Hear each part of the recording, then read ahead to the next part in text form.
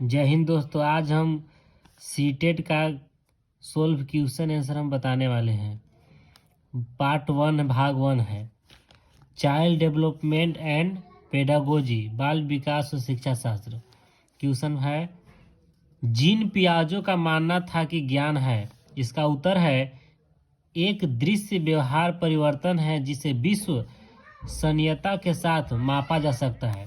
अगला क्वेश्चन है किशोरावस्था के बारे में निम्नलिखित में से कौन सा कथन सही नहीं है। इसका उत्तर है विभिन्न संस्कृतियों के बच्चे एक समान तरीके से किशोरावस्था में प्रवेश करते हैं और इन्हें अनुभव करते हैं। अगला क्वेश्चन है निम्न में से कौन सा एक महारत लक्ष्य अभिन्यास का वर्णन करता है। इसका सही उत्तर है किसी कार्य के लिए अपनी कौशल और समझ को सुधारने पर ध्यान देना। अगला क्वेश्चन है निम्नलिखित में से कौन प्रगतिशील शिक्षा में शिक्षक का भूमिका का सबसे अच्छा वर्णन करता है। इसका सही जवाब है शिक्षक बच्चों को प्रयोग करने के लिए विविध सामग्री प्रदान करता है और आवश्यकता पड़ने पर आलंबन है।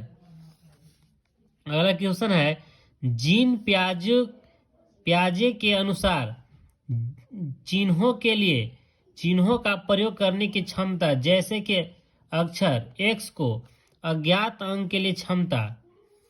के दौरान विकसित होती है और विद्यार्थियों को ... सीखने में समझ बनाती है।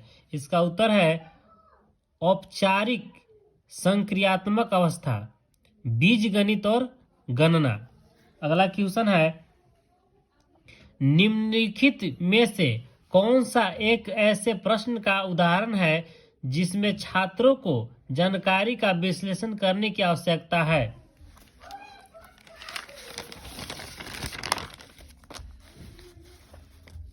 इसका सही जवाब है टू किल ए मॉकिंग बर्ड में लेखक प्रतीकवाद का उपयोग करते हैं। कैसे करते हैं।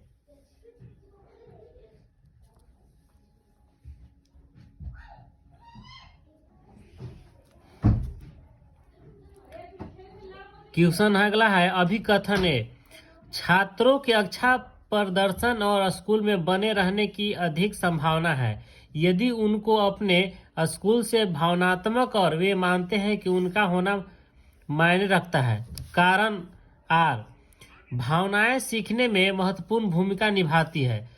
सही विकल्प चुने। इसका सही उत्तर है ए और आर दोनों सही है और ए और आर सही व्याख्या करता है। अगला क्वेश्चन है पाठ्य पुस्तकों और मीडिया में विभिन्न जेंडर का प्रतिनिधित्व कितना और किस तरीके से किया जाता है। जैसे महत्व पूछने से किसको प्रोत्साहन मिलेगा। इसका सही उत्तर है जेंडर रूढ़ियों पर सवाल उठाना। अगला क्वेश्चन है शिक्षार्थियों के बीच व्यक्तिगत विभिन्नताओं को संबोधित करने के लिए एक शिक्षक को इसका सही जवाब है विभिन्नताओं को मानव विविधता की प्रत्येक विशिष्टता के रूप में मानना चाहिए। अगला क्वेश्चन है एक प्रगतिशील कक्षा में आकलन ... इसका उत्तर है गतिशील होता है। अगला क्वेश्चन है आलोक निम्नलिखित व्यवहार दिखाता है। पढ़ते समय सिर को अजीब स्थिति में पकड़ना, आंखों को बार बार मूंदना और रगड़ना, आंखों को लाली सूजन, अक्षर पहचानने में भ्रमित होना। यह किसके संभावित लक्षण हो सकता है। इसका सही जवाब है दृष्टि संबंधी समस्याएं। अभिकथन ए वह कोई उद्देश्यात्मक निश्चित क्षण नहीं होता है जब कोई बच्चा मध्य बाल्यावस्था या किशोरावस्था में प्रवेश करता है। कारण आर है विकास प्रगति में निरंतर होता रहता है। सही विकल्प। तो इसका सही जवाब होगा ए और आर दोनों सही हैं और ए की आर सही व्याख्या करता है।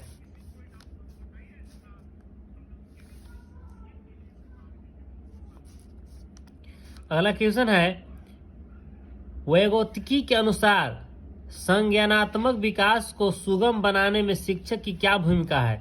इसका सही जवाब है छात्र को जानकारी और ज्ञान प्रदान करना। अगला क्वेश्चन है, एक माध्यमिक स्कूल शिक्षक छात्रों को संकल्पनाओं और वास्तविक दुनिया को अनुप्रयोगों के बीच संबंध बनाने में मदद करके सार्थक सिखाने में सक्षम बनाना चाहता है।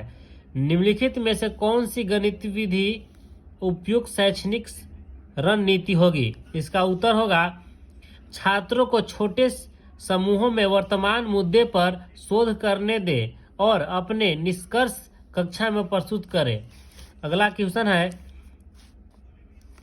लेओ वागेतुस्की के अनुसार के साथ अंतः क्रिया के अनुभव से लाभान्वित होते हैं और उन कार्यों में को कर पाते हैं जो अनेक समित विकास के क्षेत्र के है। इसका उत्तर है, अधिक जानकार अन्य और बस बाहर।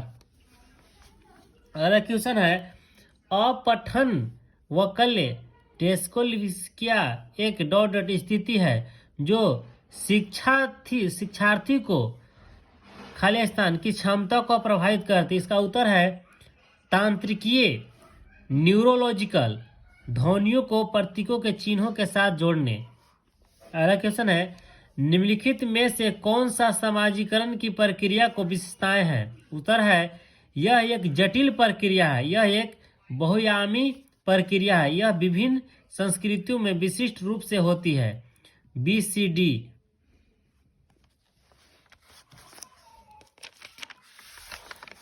अगला है, अभिकथन है, एक समावेशी कक्षा में सीखने के लक्ष्यों शैक्षणिक रणनीतियों के साथ साथ आकलन में अनुकूलन किया जाना चाहिए। कारण R, समावेश का दर्शन शैक्षणिक दृष्टिकोण और मूल्यांकन के माध्यम से सभी व्यक्तिगत मतभेदों को समाप्त करने और करता है। सही विकल्प चुने। तो A सही है लेकिन R गलत है। निम्नलिखित में से कौन एक समावेशी कक्षा का उदाहरण नहीं है? इसका उत्तर है, प्रतिस्पर्धा लोकाचार को प्रोत्साहित करना। कथन A, एक बच्चा किसी कार्य को करने में जितना कम सक्षम होता है शिक्षक को उतने ही अधिक संकेत और इशारे देने चाहिए।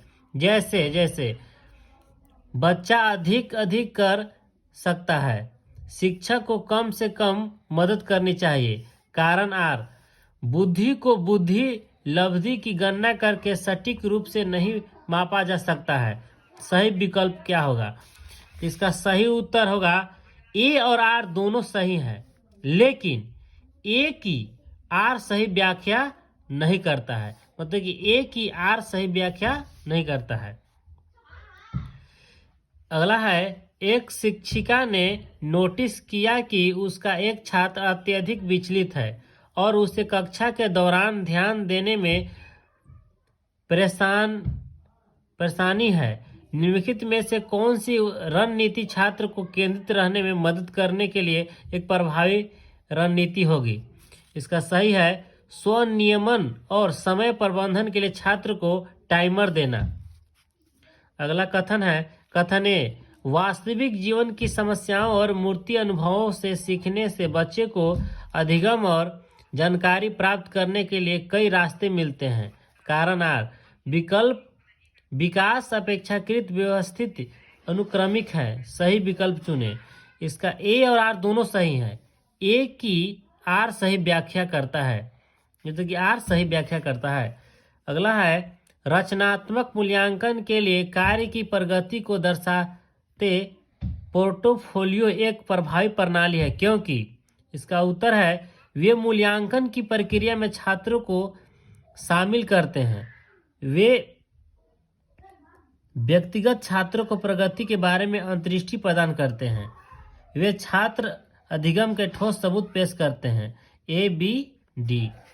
अगला क्वेश्चन है, निम्नलिखित में से कौन सा संरचनावादी अधिगम सिद्धांत का मूल सिद्धांत है? इसका उत्तर है, छात्र अपने पर्यावरण के साथ सक्रिय संलग्न के माध्यम से अपने ज्ञान का निर्माण करते हैं।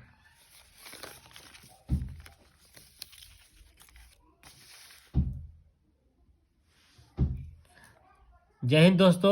अब हम अगले सीटेट के पार्ट 2 भाग में मिलेंगे क्वेश्चन पेपर में।